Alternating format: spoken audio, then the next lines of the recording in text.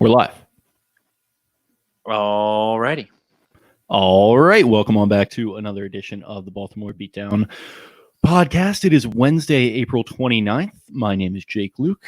I'm joined by Spencer Schultz. The NFL draft is over, and there's a lot of open road in front of us now. A lot of open road, getting into going back through and whatever games I have, all 22 of, looking at Ravens draft picks, and I was going through Queen, and I've already gone through quite a bit ahead of the process, so I'm pretty familiar there. Went through some J.K. Dobbins stuff, and now I'm getting into Matabuke, Okay. And so gives us something to do for a little while. Hopefully there will be some sort of release, maybe baseball, NHL in June. Sounds like they're attempting to toy with that idea, so we'll see what ends up happening. The Orioles, Trey Mancini, colon cancer, will be getting chemo for a couple of months, so best wishes to him. Obviously a very difficult situation, but he's a strong kid, and hopefully he's able to push through and get through that. I love Trey Mancini, so seems like a really good guy. I have a lot of friends that have been around him in bars and stuff in Baltimore, and seems like a really fun, energetic, nice person, so I wish all the best for him and his family. Yeah, you really don't hear a bad word about him, and everything that he says, like, I'm almost like shocked at how much he seems to be committed to and loves the Orioles organization that really, quite frankly, hasn't, been, I wouldn't say it hasn't been great to him, but the results on the diamond have not been great for him pretty much since coming into the league. What has he been around since 2015-ish? Probably 2016, yeah. 2016 is when he started to break out. So he sort of missed the successful Buck era. He was maybe a little bit a part of the end of the Buck era, which wasn't so pretty. And now he's sort of the face of this rebuild a little bit. Of all the players that they've shipped off, traded, let go, whatever, he's been the one guy that has stuck around. And I think, especially now with this diagnosis and everything, I think he is going to be a more symbolic face of the rebuild as well. And with the state of the world and everything, is just very weird. But yeah, he wrote a letter for the Players Tribune, I think, discussing it. I mean, it got announced relatively recently, I think a couple weeks ago, but this is the first time that he has spoken on it. So yeah, shout out to him, big time. Very serious situation. But if anyone could get through it, I think he would be the guy. Yeah, hopefully colon cancer is no joke, and stage 3 is pretty serious. So I know that he had a successful surgery, and hopefully he's able to push through. So all the best wishes to him. Hopefully he's able to get back into top shape, although that seems like a difficult path, but I'm sure he can do it. So we will see. Hopefully we see some baseball in June. We got some Tiger and Phil maybe on the way, some UFC on the way. I mean, any sort of event where people can put money on is going to do well and be worthwhile and get millions of views at this point. So whatever it is, we're ready for it. Hopefully something coming down the pipeline soon. But yeah, without further ado, we're going to do Mailbag this episode, and then just keep it kind of loose because we had some pretty intense episodes for a couple of days. But get into the Mailbag. It was a long weekend. It was definitely a long weekend. We pumped out 9 episodes, I believe, over a 6-day period, getting ready for the draft and then through the draft. And then obviously right after. So now that things have cooled down a little bit, we can cool it down ourselves with this episode. But we'll start out with the Instagram mailbag. Obviously the news coming in, Marlon Humphrey obviously gets his 5th year picked up by the Ravens. No surprise there. And the first question pertains to that. It is, hi, I'm Sam Thrasher, I believe. Now that the Ravens have taken Marlon's 5th year option, when does he get a new deal? I'd say so. Marlon's going into year 4, and I would say, in the next calendar 365 days, I would imagine.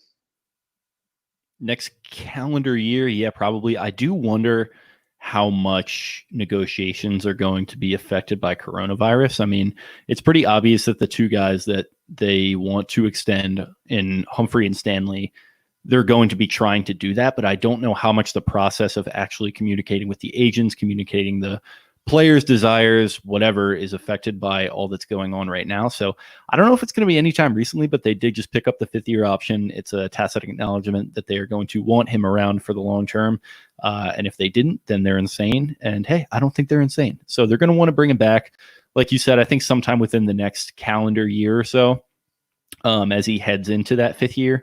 Typically, you see a 5th-year option picked up, I feel like, and then before they even get a chance to play it out, the contract is already agreed to, and everything's done. So I think before he enters that 5th year as a player is, it's going to get done. Same thing for Stanley, I think.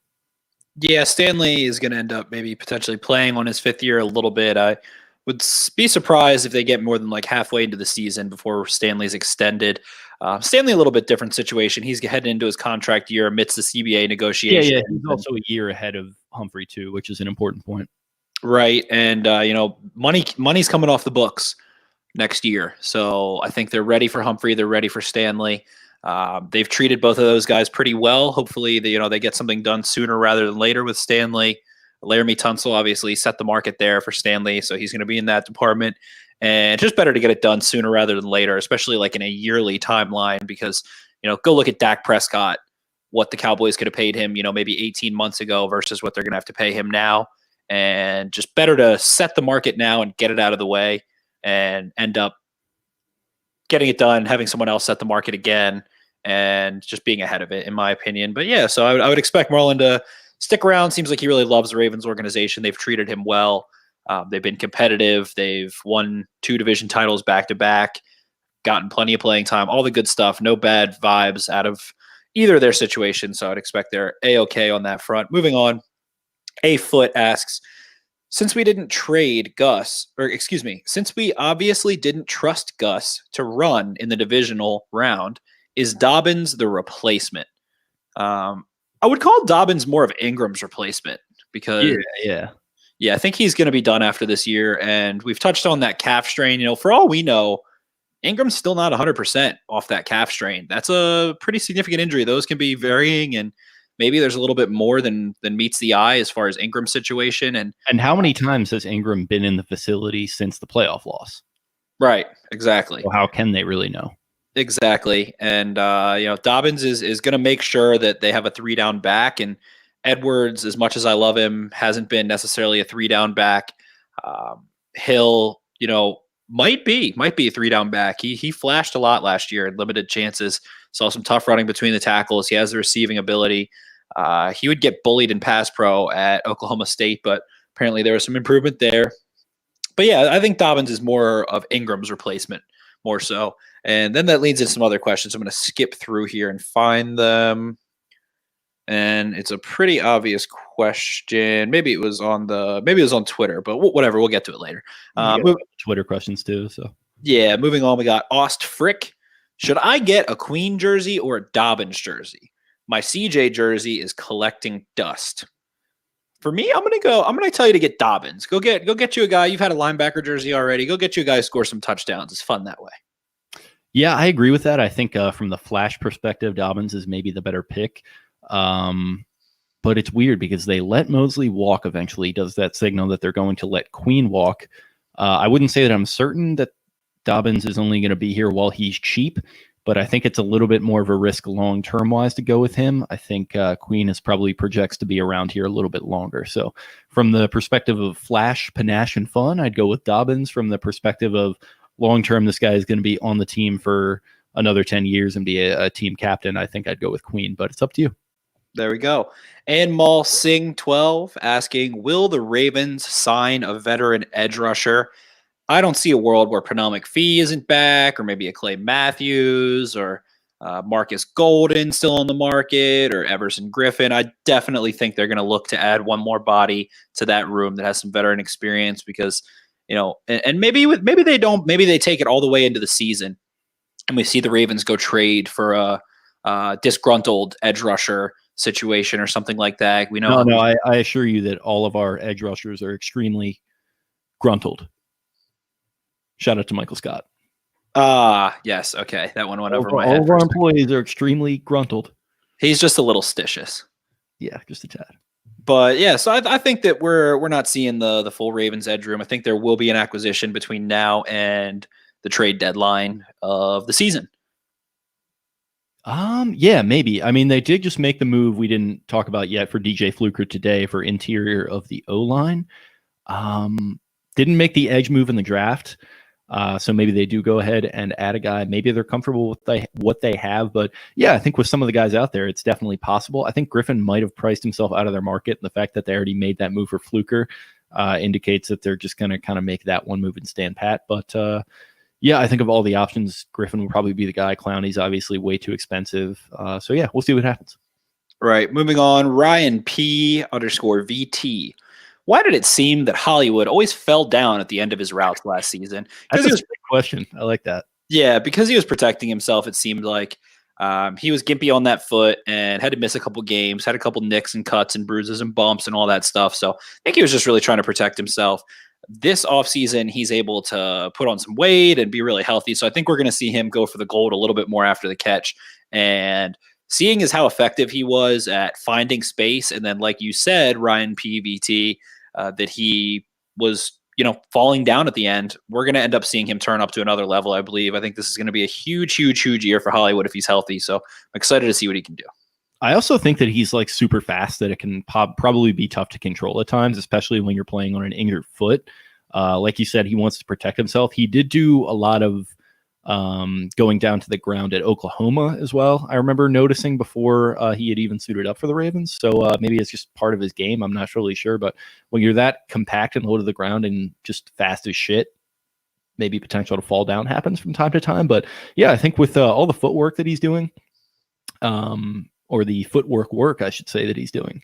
A little tongue twister there for you. You've obviously been all over that. The foot doctor or whatever guy that he hangs around with, maybe that's something that he's emphasizing this offseason, is learn how to stay up and complete the play. Yeah, I definitely think he just kind of sees, can I hit a home run, or am I just going to take the single instead of push it for a double? And his foot got hurt originally because the Big 12 championship was at 2018. He got shit pumped by, I think, Brandon Jones, the Texas safety. And that's how his foot got messed up. He was, running out of bounds and tried to run all the way out of bounds, get a couple extra yards, gets freaking popped. And that's when he hurt his foot and he couldn't come back in, ends up missing the playoff game there, which was obviously a huge loss. So, I think it's just kind of like a combination of him being small and then that foot injury, really trying to protect it. And like Jake said, maybe, not having his feet under him as best as he could have. But yeah, it was a thing at Oklahoma too. I think he's just a tiny, tiny dude and knows I got to get down. There's, those 2 yards aren't worth me taking a Brandon Cooks sized hit. I was literally just thinking that, like, if you look at Brandon Cooks, who just like absolutely sells out every single time he has the ball in his hands to try and make a huge play and just gets his shit rocked over and over again. Maybe that's not the way you want to have your guy operating, but who knows? Right. Moving on, we got C Caldwell 45. Besides Matthew Judon, which player will have the most sacks this year? For me, I think I'm going to go. I guess I'll just go Calais. I'll just go stock, straightforward. I think that Calais is going to be on the field a lot. They're going to rely on him. I think he's going to get a lot of one-on-one looks because of Brandon Williams and Judon and some of these other guys, maybe more so than he has in previous years. I wanted to say Bowser, but I feel like they're just not going to give Bowser the damn snaps. So he'll probably rush the passer like maybe 300 times and maybe get 6 or 7 snaps, whereas Calais might end up rushing the passer 500 times and being in that 8 to 10 sack range. For me, it's Calais or Wolf, but keep an eye out, Sneaky, for 2 of the inside linebackers that they drafted, because I feel like they're going to be doing a lot of stuff with the new guys that they've got on the D line, opening up lanes for them to go ahead and blitz. I think you get a sneaky good amount of sacks out of Patrick Queen this year. I think Mosley had a good amount when he was a rookie as well. Shout out to Mom. And yeah, I just think that they're going to get sneaky opportunities to get after the quarterback, and Queen's athletic enough that he's going to be bringing him down a time or two. So keep an eye for those guys as well. Yeah, we'll put the over-under on Malik Harrison and Patrick Queen sacks combined. We'll go 7.5 for the over-under for them. I could definitely see one of them ending up being a looper that's used a little bit more, maybe, and getting 4 or 5 sacks in that range. But Patrick Owasso had a good bit of sacks in 2018. And I think Mosley in his rookie year also had like 4 or 5 sacks. So hopefully those guys can do the same. Little Moving on. spoiler for the YouTube page, putting together some Madden videos in which I use a custom roster with them. And like, I don't know who created the roster that I'm using, but Queen is incredible in those looper plays. TFL's all over the place. Yeah, is he fast? Oh, he's fast. What is it? What is his speed? I don't know exactly. I forgot to check that part because you know how it shows like the primary attributes, and then for whatever reason, speed is a secondary attribute. So I don't remember it off the top of my head. But okay, yeah, speed, blitz, all that good stuff. Nico Cantalupo, I'm walking over here. Realistically, what will the Ravens' backfield look like going into the season? 4 running backs or 3? For me, my bold prediction, I guess, or maybe not so bold, is that one of these backs suffers a quote unquote, little injury, little IR action. Little one of the backs falls off the back of the truck. Yeah, gets beat up in the middle of the night somewhere in Baltimore. Gets there, make me look good. Otherwise, my boss, he'll get mad at me. Yeah, exactly. So I think maybe there's a little IR situation, but I mean Gus and Hill both contribute on special teams. I'll ask JK to go play special teams. I don't give a crap. So I'm not scared to carry 4 backs necessarily in this offense, and see a guy go down in the middle of a big game. Got another one there. I mean, sometimes 2 backs can go down. So we'll see.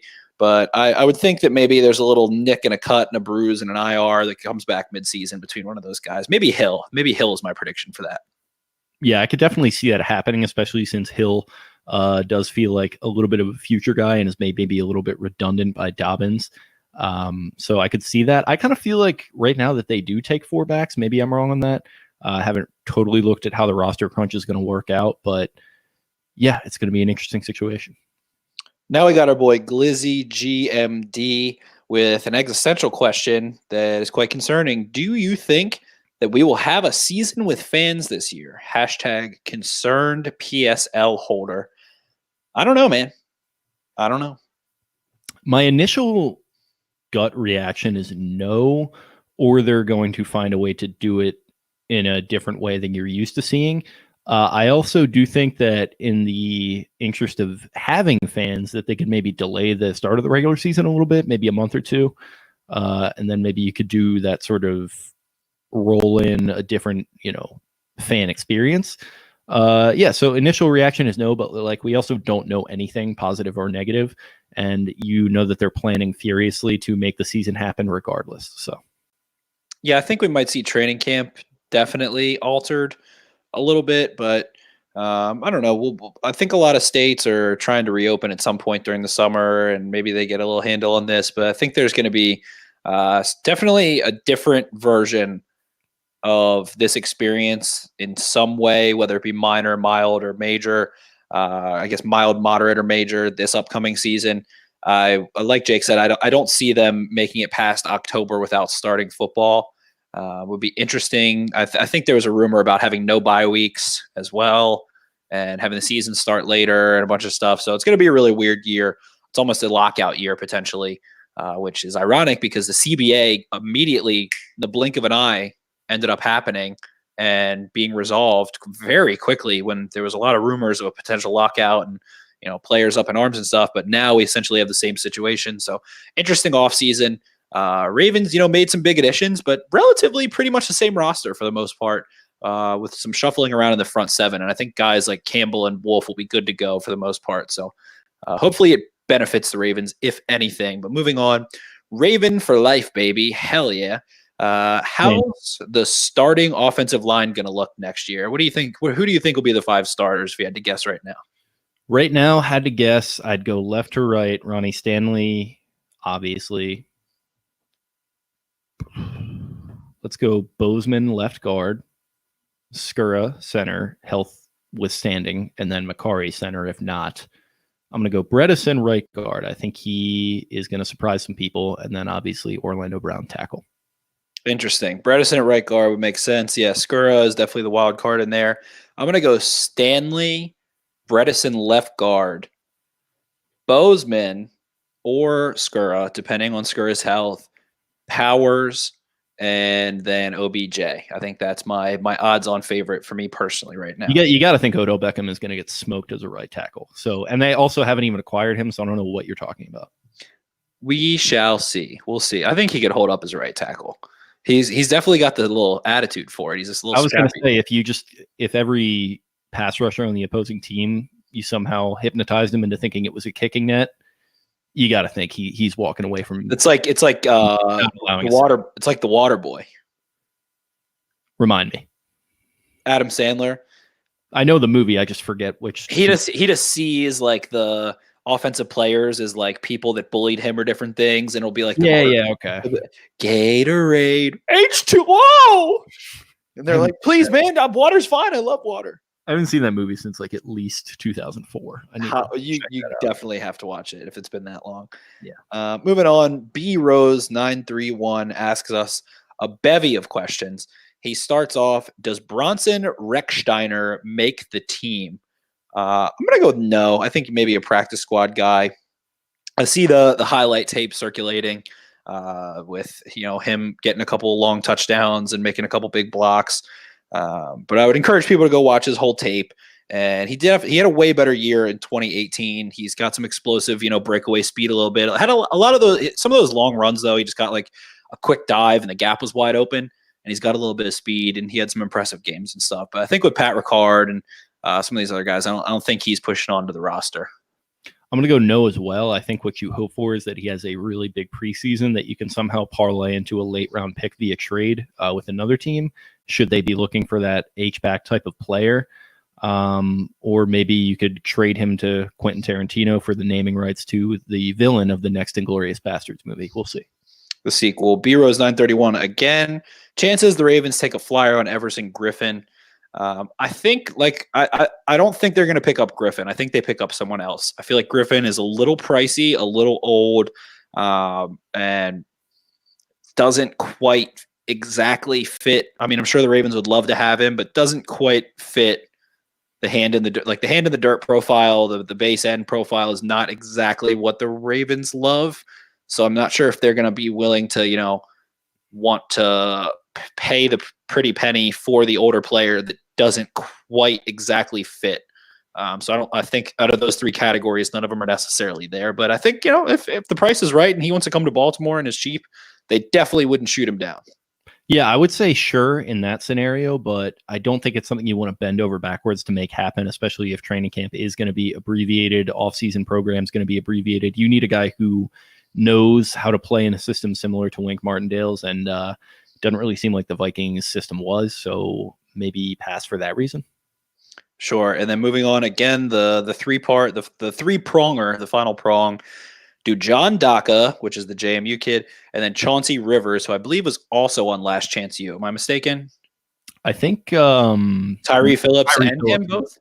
Tyree Phillips was. Zadarius Smith also in season 1. People forget that.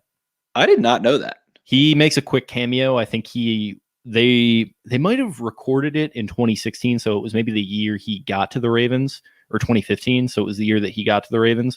But I do remember him being in it briefly. He hugs what's the lady's name? She was on Glenn Clark today, actually. I forget her name, but yeah. Chauncey Rivers was on Last Chance U. Okay. So both of them, yeah, the Mississippi boys. But anyway, his question, Chauncey Rivers or John Daka have any potential to you guys? Yeah, of course they have potential. I've seen a couple of JMU games. Daka and Rondale Carter were the two of the best players in all of FCS last year. They were a fearsome duo for JMU, took them deep into the playoffs. I think they ended up losing to North Dakota State, if I'm not mistaken, in the championship. But Daka had over 20 or more tackles for loss, 13 sacks or something. Very explosive, lean, long, flashy edge player. And then Rivers, I've seen it just a little bit of, because when I was watching Willie Gay, I didn't really focus on him a ton. I need to get back into him a little bit more. I'm sure he has potential, to answer your question, but I don't have a ton of info on him at this point in time. I'll get some at some point because there's nothing else to do. Yeah, full disclosure, I really haven't checked either of these guys out yet. I know you were pretty high on Daka and his potential to maybe sneak onto the roster. I do think that it seems like there's a good amount of these draft picks that are going to, or at least be in very strong consideration to make the team, going all the way up to Geno Stone in the 7th round. So maybe that hurts their chances a little bit, but ultimately, yeah, I mean, how far back does the streak go of an undrafted guy making the team? I mean, you got to think it plays in. Exactly, and that's why guys love to sign in Baltimore. I don't think any of these guys will get cut draft pick wise. The Ravens typically don't do that. I mean, even Zach Sealer out of Ferris State, he has never been spectacular, maybe, stout a little bit, but I think that the Ravens said they had a deep board. I think, they considered Geno Stone a draftable player. I don't think he's a project. I don't think Prochet is like a project either. So I think that those guys end up all making the team. And a separate note, but then we've got Matty P63. Our boy. Will Tyler Huntley challenge Trace Unitas for the 3rd string job? Yes. I think so too. Yes, I think Huntley might even be a little better, Trace Unitas version of Trace Unitas. Has a little better deep ball, but then, I mean, the magic that Trace showed off in preseason was undeniable. So if Trace turns it on like that again, it's going to be a tall task. If he comes in and just dominates preseason games again, you're like, all right, that's fine. He might actually be a legitimate NFL guy. But if Huntley comes in and is just consistent, can do a little more. I mean, early in training camp, Trace was very unimpressive. I think it kind of comes down to like Huntley. The physical stuff is pretty awesome. He's a little thin, I think, but other than that, like fast dude, strong arm, shows some good playmaking ability. I think Trace is maybe a little more limited physically, but you could just tell that the mental side of the game really came around to him, especially like getting into training camp and into some of those later games. He just really impressed from that perspective. And it did feel like his accuracy was pretty on point in certain times. So Huntley's probably going to have to match him in those perspectives, but I think he has definitely the talent to challenge to make the roster. Right. And so Huntley's pro days, we alwaalways grimace and laugh and make fun. The things you can concretely take away from a pro day are the jumps, because those are measured, not timed. So that's not something that's really up for grabs. Huntley had a 43-inch vertical and a 10'8" broad jump. Those are explosive numbers. You see that, he had a really good 3-cone, all that stuff. I mean, pro days, like we said, take the times with a grain of salt and whatever. But the jumps are set in stone, and he blew those away. So definitely the athletic ability there. I mean, let's see. He's an athletic kid. So let's see. I think he is definitely more athletic than Trace and might have some positional versatility a lot more, whereas Trace actually is like a quarterback that's kind of mobile, whereas Huntley is like a super mobile quarterback. So maybe there's a little room for him to do some different things. We'll see what that ends up doing. Sure, he'll do anything to make the team and all that good stuff. But moving on, we got M. Dern. I'm thinking Geno Stone having a good camp could turn into the end of CoCap in Baltimore. Thoughts? I don't know if I necessarily agree with that, because Levine brings so much as far as, again, going back to the mental side, even more so than a player like McSorley in the preseason. I think Levine is very important to what they do on special teams during the regular season. Been around for a while, very reliable dude, can play multiple positions on defense as opposed to just safety. So I think versatility helps him in that sense. But I do think Stone maybe hangs around and has a chance to learn from Levine. Maybe got to bulk up a little bit if he wants to like take on that exact role that he does ultimately. But for right now, I don't necessarily see him just replacing him outright for 2020. Yeah, I think CoCap is in it to win it. The Ravens love him. They offered him back. They're not going to go. I don't think they're going to go cut him unless there's a huge, like, significant drop off, and I don't see that happening. Anthony Levine is a gym rat, always been a hard worker, always why he made the team, and that's why he's CoCap, no cap. But he's got to be one of the last remaining players from the last Super Bowl, right? Yeah, it's him, Jimmy, and Hunter, right, and Jimmy, and Morgan Cox and Sam Cook. Yeah, the Wolfpack. I guess the Wolfpack. Yeah, the Wolfpack is one thing, but Yonda's gone now. Right. Obviously, a lot of those guys are gone, and he's remaining few. I think he agrees. Yeah, he's definitely barking his little head off back there. But yeah, Geno Stone. Thing about him, like we touched on, more of a free safety than that box safety. So I don't know. We'll see, but I definitely think Geno Stone makes the team. Moving on, another question. UDFA fullback Rex Steiner could be the next Juice? Question mark. Getting a lot of questions on this guy. I don't know, guys. Like, I don't know if he's going to make the team. He's definitely a polarizing figure. because of his dad and his uncle, and just like his highlight tape is ridiculous. But so Kennesaw State is a pretty damn good FCS school. They've been super competitive. I think like the last 4 years or so made the postseason and done decently well. They run a wing T or a single wing offense. They do not throw the ball at all. So I don't know. Like, pretty much any offense that has like a super back type player like that, right? They just don't throw the ball at all. Like my college, shout out to Salisbury University, they ran that exact offense, and they had like an awesome super back type player, and they're very cool. But I just don't know how often it's going to translate to a fullback-less NFL. And he got lucky to come to a team that does value a fullback, but they already have one of the best ones. So right, and then comparing him to Juszczyk, so he went to Harvard, and it was actually like a true H. He split out into the slot, was a tight end, caught a lot of passes at Harvard. Very versatile, very complete player. He ends up, I mean, he was drafted relatively high, and I just struggle seeing, it's good. We're not going to know until we get to camp, and if there's camp, whatever it is, and see him in some pass catching drills and against NFL competition. So I think that while he's an exciting, polarizing, personality figure for now, we'll get the hard facts in camp. So that'll give us a better. Yeah, hopefully we get plenty of preseason games. And that's not abbreviated, so you can watch plenty of him. And like he'll get his run in preseason for sure. Yeah, and like we said earlier, hopefully that turns him into a trade chip or something, or he can increase his profile, because he does sound like a very interesting, cool player, and I'd love for him to have a future in the league. I just don't really see it with the Ravens as of right now. So let's think about the fullbacks the Ravens have had, or those type players. So Ricard is obviously interesting because he's a defensive converted player who did not play offense in college. He's 300 pounds and is a Pro Bowl fullback. Then we have Kyle Juszczyk, graduated from fucking Harvard and has a smoking hot wife that went to Towson, and like very interesting player, goes very good on the Ravens, fan favorite. Now he plays for the Niners, ends up in a Super Bowl. Then remember Ricky Ortiz, who didn't make the team, I don't think, but had like an avocado empire farm. It's just the island of misfit toys. Exactly. In the fullback position. Like, it's pretty sick. It really is. And now we have Bronson Reichsteiner, who is like literally going to end up in the WWE by the time he's 28, probably. Just play the Hugo Stiglitz theme for him. Yes. He gets onto the field. Hugo Stiglitz.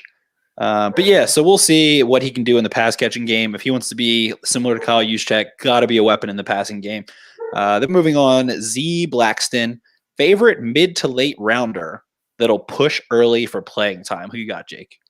Mid to late rounder that will push for playing time. I guess it depends on where we classify mid, because like I said, I think Bredesen has a good chance as a fourth rounder, but going beyond that, I really like what I've seen from Prochet. I think separation is maybe going to be tough for him. Athleticism, not all the way there, but just very competitive.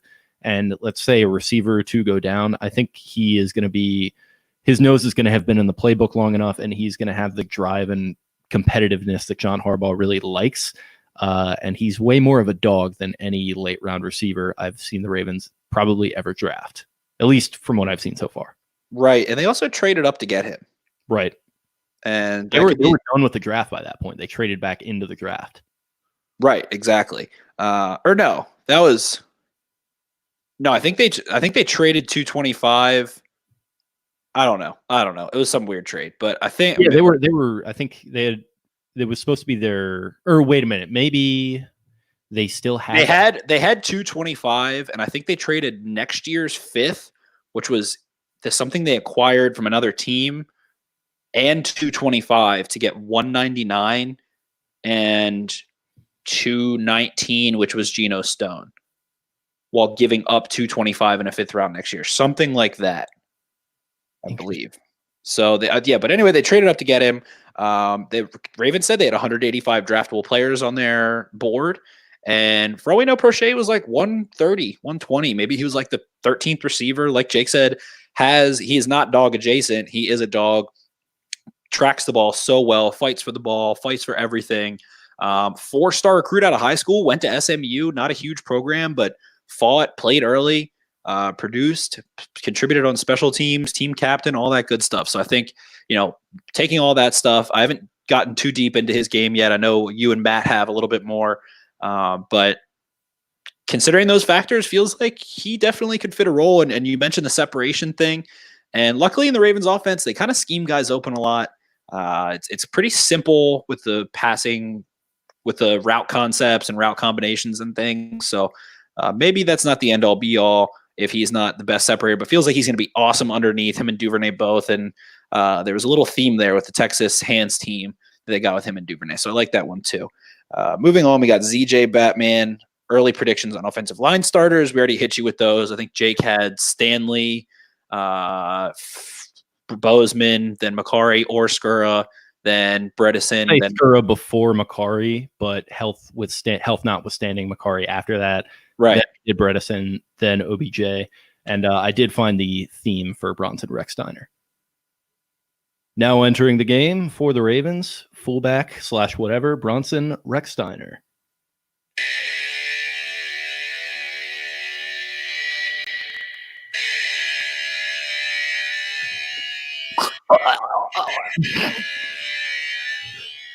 Real big fans of your work when it comes to killing the Steelers. Yeah, he'll destroy the Steelers for sure. So Marcelo, college Juszczyk had a big game against the Steelers. Yeah, he sure did. He maybe had a little bit too good of a game. Yeah, scored too early, son of a biscuit. But moving on, we got Marcello, I'm sorry, Nanez. When are new Ravens jerseys coming? I think they'll have new uniforms next year. Unless you mean the rookie class this year, I would say in the next month you'll be able to order those. Because I know you can't get a Patrick Queen 48 jersey yet. I think the team has to formally sign off on the jersey numbers first. If you're asking about kits, I think probably next year if I had to guess. I think so too. I think I don't know if there was some kind of league mandate, but it seems like a couple of teams recently changed and now the entire league is just following that trend. And as much as I'm fine with the Ravens uniform, some people seem to think they're a little dated. I still kind of like them, but yeah, maybe I'm ready for a change. I just don't want them to go into the weird, futurist route. I feel like the Falcons took. I agree. I like the classic enough with one slight modification and then just embracing the colors a lot. So I liked what the Rams did recently. I really love what the Chargers did this offseason because it feels like there's some modernism to it, but they've also embraced the past versions that fans seem to really like, the fan favorites. So maybe try and keep the fans in mind in that sense. Don't try to just, we're moving into a new decade. Now we're going to be looking like we're in 2050. It's no, dude, it's 2020. We know what we like. Go with what we like, please. I currently love the white Ravens jerseys. I think those are really clean, the current ones and the black ones. The purple, the shade of purple that they have right now is a little sus to me. It's weird, but you do have to differentiate yourself from the Vikings. So I kind of get it. I feel like it used to be more bluish purple back in the day. Yeah. I think my favorite uniform combo is the black jersey with the white pants. I really like that look. It's strong. Or the flip of that, white with black pants. Either one are the most fire. White with black pants nostalgia because that was the most recent Super Bowl. Right. Definitely. So then the final one from Instagram, again, Marcello Nanez. Best pick in your opinion besides Queen? For me, it's going to be between Bredesen and Malik Harrison. I think I'd have to say Malik Harrison. That feels a little stock, though. I'd also say Duvernay. I think he just has enough versatility, like I've been hammering on, that he is going to make some plays as early as this season as a third rounder. So I like him a lot. And people were starting to get a little angsty before they had picked him that they needed to go and grab a wide receiver, and that's exactly what they did. So I like that. And then Harbaugh's reaction made you think. Yeah, I mean, that's part of what gets me so pumped up. It's it makes me feel like not only is he just jacked up about it, but that he has a plan for how they want to use him. And that the Ravens were all right, this kid's 7th on our receiver board. We freaking love him, and we don't need to draft Denzel Mims right now. Something like that. That. Yeah. The Harbaugh thing was yeah, we got him. He fell this far. I don't know. It made it feel like a sinister plan of sorts that came to fruition. So that was it for the Instagram bag. And then let me navigate here to the Twitter mailbag. I've got one right now if you want it. Boom, go for it. From Trapped with Crazies at Boiler Trainer. Same. I'm looking at one right now. First mailbag question ever. If Dobbins hits Elliott or Cook level production, does it change the naysayers' opinion of a second-round pick being too high? I'll start. I don't think so, because these people have convinced themselves that running backs are completely devalued, and spending anything like earlier than a fifth-round pick on waste. So I just think that it's a case where you're trying to change someone's mind who are so fundamentally set in their beliefs. It's like trying to change someone's mind on religion at this point. Like, you're just not going to do it. They just believe that running backs are devalued so much that spending a second round pick on them is a waste, and they're just never going to believe the opposite. As far as analysts, yes, all of that. As far as Ravens fans who are like a little bit more biased towards a team and doing some combination of analysis and being a fan or whatever, like in that gray area, basically hashtag Ravens Twitter and the people that oppose Dobbins, yes, they're absolutely going to melt away and love J.K. Dobbins if he runs for 1,200 yards and 12 touchdowns in 2021 and starts being a playmaker. They'll be over it, and especially if he is part of a freaking Super Bowl team. So if he is part of a team that wins a ring, it was the right pick, and all of the picks were correct. All of the decisions were correct. Do I think running backs are devalued? Yes. Would I have preferred a wide receiver there? Maybe. It's a second round pick. I don't think, would I prefer a wide receiver? Maybe, but I feel like the bust rate on a wide receiver in the second round is way, way higher than a running back in the second round, particularly in this offense. So big time facts. The way I rationalize it is like, they got a second round pick who is probably going to be a starter for them very soon and be a very good starter, and probably make a couple Pro Bowls. And in this offense, that's very important. So I just rationalize it as, you know what, they got a great player. Yes, it's at a devalued position. Both those things can be true. Was it a perfect pick? I don't know. Maybe not, but he's going to be a really good player for them. So I don't know. Other than value, I mean, that means it's a good pick to me. So let's think about Ravens running backs that have been like lead backs. We got Ingram. Ravens didn't draft him in the first round, but he was a first-round pick, Heisman winner, blah, blah, blah. So he was a first-round pick. Justin Forsett had one really good year. He was undrafted, I want to say. Yeah, he was. Or no, he might have been a 6th-round pick by the Jags back in the day, maybe. Jags or Seahawks or something of the sort. Yeah. So I think he was either a really late round pick or a UDFA. Then we've got, before that, Ray Rice, 2nd-round pick. That was the last time the Ravens used, I think, a day 1 or 2 pick on a back was Ray Rice. Second-round pick. Yes. So I don't think they've drafted a running back before the 4th round since Ray Rice. No, I think was there one? No, Dixon was a 4th. Dixon was a 4th. Buck Allen, I think, was a 5th. Yeah. Was a 4th. Talifero was a 4th. Talifero was a 4th, I believe. 4th or a 5th. So I think since Ray Rice, we might be wrong. There might be one we're forgetting somewhere. I'm pretty sure we're good there, though. Ray Rice, then, Willis McGahee. Bernard Pierce was a 2nd-rounder, I think. Yeah, he was 2nd or 3rd. You're right. So maybe 2. Then Willis McGahee, the Ravens did not draft, was a 1st-round pick, end of the 1st, I think. He had that horrific knee injury, but they didn't spend that pick. So the Ravens have not. Jamal Lewis was a first-round pick. They actually traded for him. Ended up being offensive. 20 years ago, yeah, that was very much acceptable at the time. Also won a Super Bowl immediately after doing that. He was probably the engine behind their offense, helping them win a Super Bowl. Chased Priest Holmes out of Baltimore, who ended up setting the record for touchdowns in a season. So the Ravens haven't really gone crazy. So them spending a late 2nd-round pick is not the end of the world. It's not like this thing of where the Ravens are always making bad decisions and drafting the wrong positions and blah, blah, blah. So I'm fine with it. Like Jake said, would I have preferred a receiver? Maybe like Brian Edwards even. I think Van Jefferson might have been on the board. Either one right before, right after. Those guys I love. So maybe we'll see. But I think, in the end, if Dobbins is a good pass catcher that can catch 30, 40 passes or even, 20 plus and be strong there and just a freight train for the Ravens, And yeah, I think Ravens fans will quickly forget about positional value and all that stuff. And it wasn't like they spent a top 10 pick on him. He's going to be a cheap running back that's going to be a workhorse. He's not going to have a big contract cap hit. So we'll see. But go ahead on the rest of the Twitter. In your opinion, does the defensive scheme change now to have more inside linebackers on the field and possibly more D-line as opposed to edge, or will scheme change week to week and we have a ton of flexibility? Definitely the latter, more so. There's a lot of flexibility. That's a good question. Very good question. Very well thought out and a two-parter. I think that there's more flexibility for sure with the linebackers and how versatile those two linebackers are.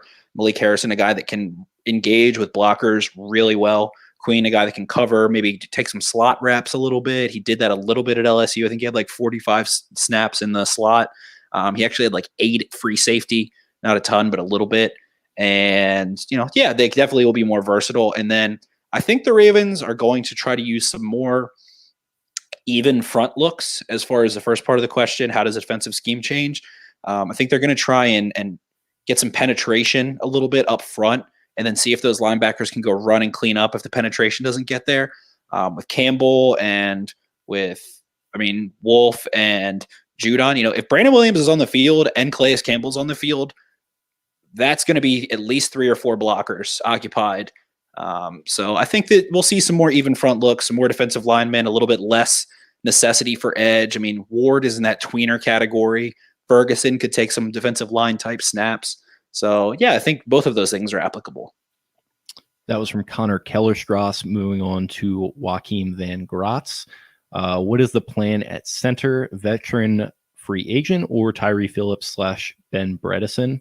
I don't really see any of those options happening for center. I think they're set with Skura and Makari duking it out. And then even Bozeman, you can throw in there. Yeah. So I think definitely one of those 3 guys. They'll be fine. Makari was admirable. I don't understand why Bozeman was never a center, but was a guard. That's kind of weird. They sort of do that a lot. Like Alex Lewis was I think he was a tackle at Wisconsin, and then they started him at guard as a rookie, and he moved around. He was a tackle for a little bit. So they kind of like to mess around with the line a little bit. But maybe it's just wherever we need you. Are you willing to do that? If they say yes, then great. And they have the right mentality. So hopefully something like that continues to happen because it's worked out pretty well for them so far. Yeah, like my logical part of my brain wants to say that Bozeman would be a good center and a consistent center and a good. He was for Alabama, right? Yeah, he definitely. I think he was either a 3 or a 4-year starter for Alabama. And if you can play guard, he was not a great guard by any means, but he was effective. And if you can play guard, then athletically you should be fine to play center. Athletically, you do need to have the mental side of the game completely mastered to be able to be a center, I believe, right? Yeah, and I feel like Bozeman's ready for that. It seems like he's super hard worker, super smart. I don't know. It's just weird because center is pull and combo as the second guy and then work upfield even more than guards do. So their job is harder in the mental aspect, but easier in the physical aspect at times. I just find it interesting that he was never especially because Skura was far more effective his, rookie year at guard than he was at center in his second season. So it's just whatever 5 guys they end up coming out with. I don't freaking know what it'll be, but I think Bozeman's a good option. I think the guy who asked the first question, Connor Kellerstrass, actually said I think Bozeman will be a viable option at center, especially if Skura isn't healthy. So yeah, I definitely agree there. Moving on, looks like the last Twitter question that I'm seeing at least comes from Wizard Hendricks at haha Klitz and Dick, which is sick. Is it worth taking defensive tackles in the first round if they can't rush the passer? That's very astute analysis there. Haha Klitz and Dick. Great thought-provoking question. I think he sounded like a very smart guy. Yeah, so I think there might. So he ended up. I said, "Is there a player in mind?" And he said Leonard Williams, for example. And to me, that's a tricky question, or a tricky player, I should say, because Williams is maybe one of the best pass rushers you can get from a pressure standpoint. He's had 50 or more pressures in 4 out of his 5 seasons in the NFL. He just never has had extreme sack numbers. Had a 20 quarterback hit season too. So I think that's tough. But if it's a guy, I mean, Dexter Lawrence was a guy that was looked at that last year, but he ended up being third, I believe, in pressures among rookies. So it's tough. But if it's a guy that's not going to be an option on third and long, then hell no, I'm not drafting him in the first round. I thought he was going to say Derek Brown, and that was going to get me triggered, like SpongeBob, like triggered, because I think Brown will be a 30+ pressure guy this year for sure. But if you're drafting them thinking I don't want this guy on the field on third down, that's not a first round pick to me. First round pick, especially in the front seven, is a guy that I want on the field for 3 downs early in his career. Otherwise, I don't have a first round grade on them. And then why am I drafting them in the first round? Yeah, I think it's all ties into the analytics conversation still, and people believing run stuffing to be devalued, which to a degree it certainly is. You do want guys that can rush the passer a lot more, but if you are sort of that just completely dominant force that is at least getting pressure, then I think it's worth it. But yeah, as you mentioned, I can't really think of a ton of guys that were just pure run stuffers and don't really get pressure at all that have gone in the first round a ton recently, especially not the top of the first round. So. Like Vitia Vey, it was top 5 in pressures from any interior defensive lineman as like a true nose tackle. And he was a first round pick that was like kind of pegged to be like a run stuffer. And why did they take him? But he ended up being one of the most effective interior pass rushers in the NFL. Was that how Daron Payne was too, coming out of Bama? Yes, I think so. And I don't recall Payne's pressure numbers at all off the top of my head. I thought he was more of a rush or a run stuffer, and they drafted him and Darius guys 1 and 2. And it was funny because Chris Cooley had predicted that he said, I think an ideal draft for them would be to get Daron Payne and Darius guys. So shout out to Chris Cooley for always being in the mix somehow. We'll never get rid of him. But yeah, he predicted that correctly. And he said that it was because Payne would help them get stronger against the run, and Geis would help them get stronger in the run game on the offense. So the two least like popular thing, like PFF, someone at PFF just like shit their pants from that. Yeah, so Daron Payne only had 3 sacks in college over playing about 35 games. That's horrible, horrible, horrible. I don't have his pressure numbers in front of me, and I don't have a ton of groundbreaking analysis on him. But from what I understand, he's, like a favorite player for the Redskins and whatever. So maybe he's a good example there. I don't know if he's been effective against the pass or not, but no, I don't want to, especially in the top of the first round. See, that's the thing. The Ravens didn't pick in the top of the first round, and they didn't pick in the top of the second round. So getting a guy like Queen, who figures to be a 3-down immediate contributor with potential, is such a steal. And then Dobbins it's like DeAndre Swift went at the top of the second round, which is where you can easily get first round value still. And then Dobbins at the end. So it's like not quite like the Ravens did just like, oh my God, they drafted a linebacker in the first round, running back in the second. Like it was one top 50 pick and 28 with the first round pick. So it's not like they wasted a top 10 pick on freaking running. Like they didn't do the Saquon Barkley thing or anything, or Leonard Fournette or any of that. So I think they're in those positions in the draft because they were very good last year. And part of the reason they were very good last year is because they spent last off season acquiring players at valuable positions. So I mean, it's kind of just balanced team building. It's not like like we've been harping on, if you just completely over focus on doing one thing, you can get one dimensional real quick. So as much as they did make some picks at devalue positions, they're going to be good players, I believe. And we can keep relitigating it, but I mean, they'll be cheap too. They'll all be cheap. It's right. Low first round, low second round running back. What's Dobbins? $6 million over the course of his contract, maybe 8, something like that. Yeah, so, and it's like, you don't have to go out and pay like a Quan Alexander, however much money he got to play inside linebacker. You get Patrick Queen. You don't have to go and pay like a running back. Like you're not the Titans with Derrick Henry on the franchise tag. You've got a cheap guy for the next 4 years. Like, yeah, exactly. So while the draft capital definitely is capital, it wasn't like they invested a ton. It's not some, freaking, it's not swinging for the fences. It's more conservative, actually. So, yeah, they needed the meat and potatoes draft. They got it. But that sums up the mailbag. We didn't actually get into DJ Fluker throughout the mailbag. So, yeah, the Ravens brought in a guy who started like 90 games. I think it's like 90. I think he's played in 87 or started. Pick out of Alabama to the San Diego Superchargers, has since been with the Giants and the Seahawks, I believe. Yeah, so he has a ton of experience, played right tackle his first 2 years, He actually had Joe D'Alessandro in San Diego, with him at right tackle, and that's where he seemed to be like promising. And then he kicked inside that third year, and I think was a little down, and then had a really bad fourth year.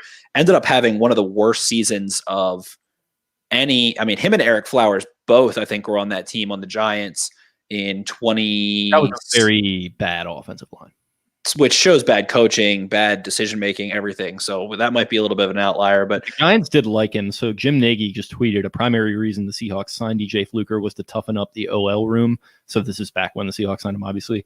O-line coach Mike Solari had Fluker with the Giants and had lobbied the Seahawks to sign him because of the passion and mentality. 2 years later, mission accomplished. So it sounds like he is a very well-respected guy. You don't necessarily often see a coach of a team that you leave lobby for you to sign somewhere else, or lobby to that team to sign you. So I think that's a very good sign from a mentality perspective for a respected veteran. Right. And it's just over-addressing, overcompensating for the loss of Marshall Yanda. And I don't say overcompensating is a bad thing. I say it is a 100% positive thing. Make sure that you have warm bodies that are, remotely capable, that you have multiple of them. One injury, even two injuries is not going to decimate you. You have an MVP quarterback on a rookie contract. You have what is going to be a disappointment of a defense if they finish anything outside of the top 5 in most major, measurables, especially points per game, and like efficiency stuff. So don't let the offensive line derail you. If a guy or two goes down, don't set yourself up. So suddenly now they have, Andre Smith and Tyree Phillips and DJ Fluker, who have some tackle experience in one way or another at the college level or in the NFL level. And then you've got Bredesen, Powers, Skura, Makari, Bozeman, like all these guys fighting for those 3 spots. They're going to be deep on the offensive line. While they might not have the talent that they're used to or the leadership necessarily, Fluker can bring a little bit of that leadership. You can bring a little of the talent with Phillips and with Bredesen, and a little bit of experience between Skura and Bozeman, and now Powers, a little mix of all those things. So they've got older guys, experienced guys in their prime, younger guys, and then brand new guys. And we've talked about that. We talked about it with Vaz. You want a veteran, a proven veteran leader. You want a guy in their prime, and you want a guy who's on the up and come or a rookie. And they've got all those things at all the positions across the offensive line, and it's awesome. In 2017, their last year under Flacco, the offense or their last full year under Flacco, the offense was at best streaky, at worst just downright inept. Since then, they've drafted, I think, at least one offensive lineman per year. They drafted 2 wide receivers last year. They drafted 2 wide receivers this year, not quite as high, but still players that people seem to believe strongly about. And it just feels like there is more investment in the spots that needed to be addressed as we move further away from that Flacco era and more into the Lamar era. It feels like there is very good investment, and this is a continuation of that. They just drafted 2 O-linemen. Veteran guard becomes available who a lot of people really respect. They go and pick him up. They're just going to keep throwing darts at the wall to try and solve problems. And whether he is even a part of this team or not, who knows? Like you mentioned in the Slack chat earlier, some inconsistencies throughout his career. But he's a guy who I think is going to at least come in and compete. And that's really all you can ask for. Nobody's going to replace Marshall Yanda outright. But you just keep throwing, darts at the wall and trying to fix the problem there. Eventually it's going to get fixed in some form. So I like this move a lot. Right. And when you look at Fluker, the way you put it there, like he was a really high draft pick who never quite reached his potential or how he was viewed maybe as he was coming out. But for you to talk about how he had a historically bad year on the Giants, and then have a coach be like, no, we need this guy. He's a tone setter. He's a hard worker still. Shows what kind of person he is. And you want that to be in your offensive line room. And he seems relatively durable, never missed any substantial amount of time. I think he might have had a 6-game season one season. So maybe had a season-ending injury there or something. But long story short, seems like he has outstanding work ethic. He was drafted high, made a lot of money, doesn't care, loves the sport. So going to bring a good attitude, going to bring a hardworking mentality, even if he's not the most talented guy. He played for the Seahawks. They're a playoff team, 2 years in a row, was on that offensive line. So you can definitely do a lot worse having guys like that in the rotation than having guys like that. Mentioned that Seahawks fans hated him. He's on that Seahawks offensive line that another offensive line that just gets routinely killed by people for not being strong enough protecting Russell Wilson. I believe Tom Cable is still their offensive line coach. Is that correct? I think so. People on NFL Twitter hate Tom Cable with a passion. His offensive lines always suck. There, and yeah, maybe some stuff in his personal life too, not necessarily the most kosher. So it just Tom Cable just gets it over and over on Twitter. There should be a sitcom called Everybody Hates Tom, starring Tom Cable. Right, and it feels like Seahawks fans, respected maybe Fluker's like tenacity at times and his work ethic and things like that, but he just gets lumped into a problem of why Russell Wilson can't get protected, and they wish they had like a elite level guy there. But yeah, so Fluker brings leadership, he brings experience, he brings hardworking mentality. Tom Cable with the Raiders since 2018. My mistake there. He was with the Seahawks though, no? Yeah, he was for a while, 2011 to 2017. Okay. So he didn't overlap with Fluker then. I don't think so, but he was a part of that whole offense. What was that coordinator's name that didn't throw it? Raiders coordinator. The Seahawks that didn't throw it on the goal line with not Brian Schottenheimer. No, it was after him. Before him. Can't think of it. You're gonna have to look it up. Looking it up.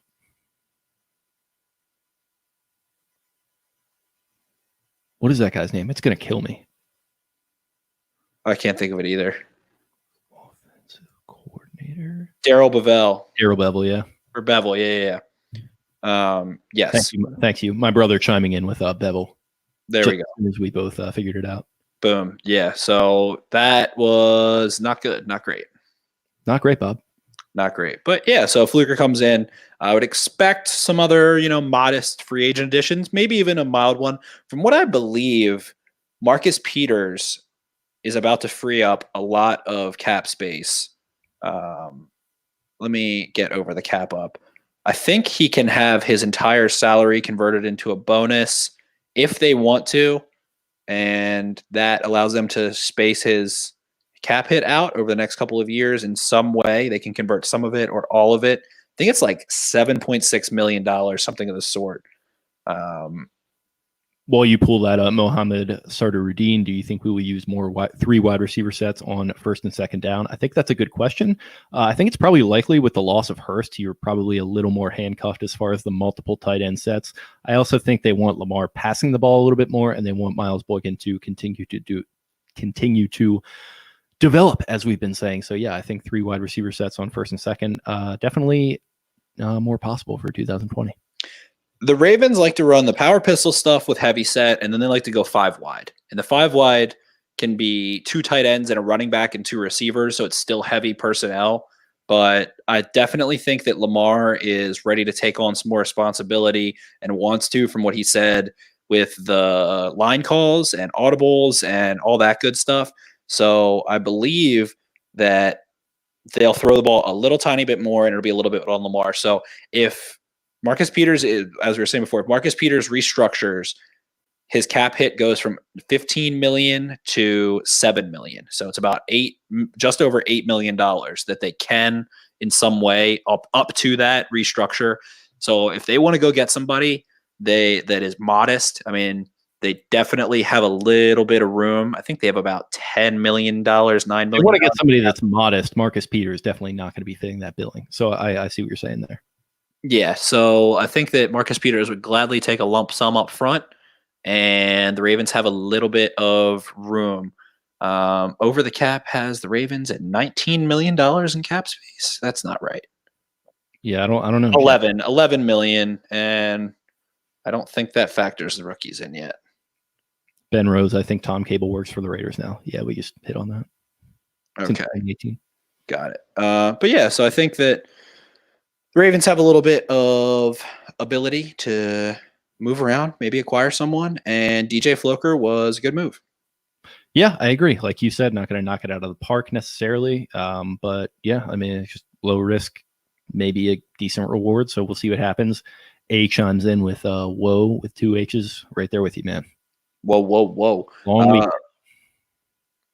We got a very interesting one from a bot. I'm Linda. I like loyal men.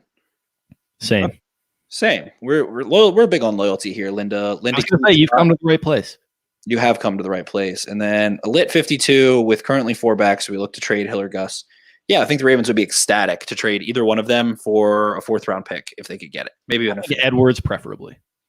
Probably. He's probably the 4 of 4, which sucks because he's had some awesome, clutch moments and really big moments. The touchdown against New England, the long run against the Texans. While that was fun, it was at the end of the game. A couple other big runs here and there, and a lot of good stuff as a rookie with Lamar before Ingram got there. He really came out of nowhere and was so super exciting. He led football in yards per game, rushing yards per game over the course of his rookie season. So all-time nickname too. I mean, the Gus Bus. Right, exactly. Just alliteration of sorts, like or rhymes that I've been getting off. Ben Rose, does the Humphrey extension free up any cap space? They're not really extending him. They're just kind of picking up an option. So they're making it known that they will be paying that salary out for that year in the 5th year. So I don't believe it does. Maybe I'm wrong on that. I don't know exactly how it works, but if you go to over the cap and hit extension, Marlon Humphrey saves $1,004,453. I'm not sure if that's by picking up the option or if I gave him an actual extension. But let's see in 2021. I don't know if they've updated. It looks like they have not updated Humphrey to be on the roster yet. So TBD on that, but I'm sure they can do something and create a little bit more money next year. But next year's looking good, man. I mean, they've got Thomas with a $16 million cap hit that they can save $8 million on if they want. Campbell, 15, Williams, 14, and some of that can be recouped. And then Peters with 13. Other than that, no one else, even at $9 million. A lot of really cheap guys. And Ingram, they can recoup about 50% of his contract next year. So they're in a good place. Obviously, Stanley's going to eat up, some 20, 30 million of that. And Humphrey the same. But they're in a good place. I'm excited to see what they can do. It always feels like they're getting ready to go get some cap space and be able to do big things in free agency, but that's just not the way they work. They prefer to acquire guys and bring in their guys ahead of the market and re-sign them and extend them and do things like that, and not make a huge splash in free agency necessarily. So we'll see what they do, but I'm excited to watch that go down. Yeah, Mohammed again chimes in. We can still get edge help with someone like Clay Matthews or Pharrell McPhee. McPhee spelled with an F there, which I think is pretty sick. Absolutely. A chimes in, wouldn't be surprised if we want that cap space just in case a vet we like gets cut. That's usually where we do our work, i.e. guys like Seth Roberts or Jeremy Maclin. Yep. Agreed, but I don't know if they're also in the position necessarily where they just need to go out and get a guy. It's not like I believe it was 2017 when they got Maclin where they desperately did need a wide receiver, and he happened to come available for them, which was kind of lucky because it was literally like 2 weeks before the season started. I just don't know if they're totally thin in a position where they need that, but yeah, potentially. There could definitely be someone that just is an odd man out and wants to come to a winning team that has a shot at going far in the playoffs, and that would be the Ravens. Agreed. So yeah, I think that about does it for us. We didn't even quite digress, so maybe a little bit ahead of the 8 ball, but I had a big workout today, and I am starving, so I'm ready to cut it. I went for a nice walk. It was good walking weather. Yeah, it was, it's a good day. Good walking weather. It was a little chilly, but like nice sweatshirt weather, not sunny, which is kind of nice sometimes. Yeah, I kind of need it to be sunny tomorrow. I'm getting there. Let's a little bit of sun. Want to go out and cut. It is almost May. It's like literally. It's almost May 1st. So shout out to one of the commenters, my brother, who is now chiming in with Gus never lost yardage. Tend to agree with you there. Don't recall. Big facts, Mike. Big facts. Buses have trouble backing up sometimes. So, yeah, definitely in that sense. But happy birthday to you, buddy. That's coming up on Friday, I believe. So going to have a nice little weekend here. Hell yeah. Happy birthday, Mike. Anything else we want to throw out before we get rolling? No. Congrats. Or it's for AB. Yeah, I think he's being sarcastic there because he did the SpongeBob font thing. Yeah, he definitely. There are people that are still like unironically making that trying to make that happen. I mean, I think it's like all Ravens fans that are like too young to remember the Ray Rice saga at this point. I was just thinking about that because like that was 6 years ago at this point. It's possible that a lot of these kids that are like 18 and 19 now don't fully remember the scope of that situation and how much it pissed off Bisciotti. I can never see a player like that coming here. Yeah, no, Bisciotti will not sign his check. He will not be paying Antonio Brown. But if he were to, that'd be sick. Yeah, it'd be great content, We're in the content game, so God, that would be a nightmare. I don't feel like writing about any of that. no, neither do I. I just don't want it to happen either. If I could just like fast forward to watching Lamar Jackson throw to Antonio and Hollywood Brown, I'd be sick. So It's like Robert Little was saying, Antonio Brown on meds away. So you got to confirm that he's on some sort of stabilizing agent before you bring him like Kanye. But then you get like an album that's good, not great. So you'd get like 800 yards out of Antonio Brown. So it's like Follow God is like the 1 week 16 game where he just blows up against like the Bengals or something. Exactly. A comments, haha, I'm 16. I didn't know who Ray Rice was till 2 years ago. So there you go. It's fun fact at Towson. Shout out Lil Dickie's, the bar in Towson. I don't even know if it's still there, but there's a purple rum runner called Ray Rice. And I made the mistake of asking the owner of the bar, who was also a bartender, was it called Ray Rice? And he was really drunk, I think, and he looked right into my eyes and he was like, "Because it'll knock you the out."